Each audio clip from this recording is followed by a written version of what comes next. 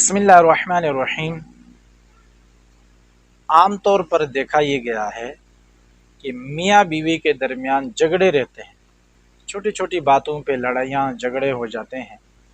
तो उन सब लोगों के लिए ये एक अमल है, आप इस अमल को करें, इंशाअल्लाह वल अज़ीज़ ये झगड़े फसाद ख़त्म हो जाएंगे, मियाँ बीवी के दरमियान मोहब्बत पैदा होगी। ये जो अमल मैं आगे आपको बताऊंगा, ये अमल मोहब्बत के लिए है।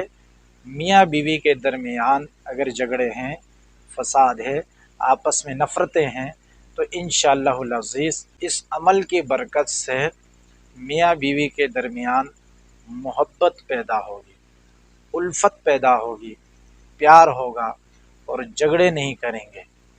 तो आप सबसे दरख्वास्त है कि वीडियो आखिर तक देखें इंशाअल्लाहुल अज़ीज़। ये मुख्तसर सा अमल है, कोई मुश्किल नहीं है।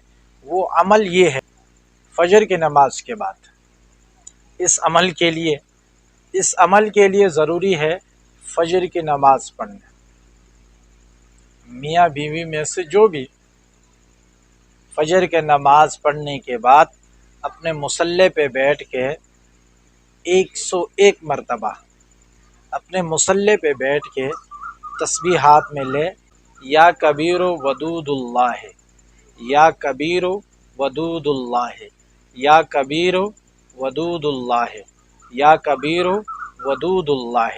इस अमल को आप 101 मरतबा पढ़ें, इसको 101 मरतबा पढ़ें और इसके बाद दुआ करें। अल्लाह की ज़ात से उम्मीद है कि अल्लाह मियाँ बीवी के दरमियान मोहब्बत डाल देंगे।